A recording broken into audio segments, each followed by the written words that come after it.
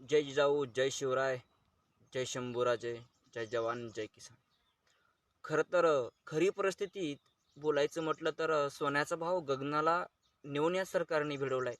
2014 पासून 5,000 रुपयाचं सोनं हे 2025 साली 1,20,000 रुपयापर्यंत गेलं आणि माझ्या सोयाबीनचा भाव 2014ला 6,000 रुपये तर 5,000 रुपये होता. तोच सोयाबीनचा भाव आज परत वापस आलाय. तो भाव आज 3800 ते 3200 असा रुपये आहे. तर जर सोनं 10 पटीने वाढत असेल तर मग शेतकरी जे सोनं पिकवतं ते 10 पटीने का वाढत नाही, याचा प्रश्न ह्या छिन्नाल व्यवस्थेला विचारावंसं वाटतं मला.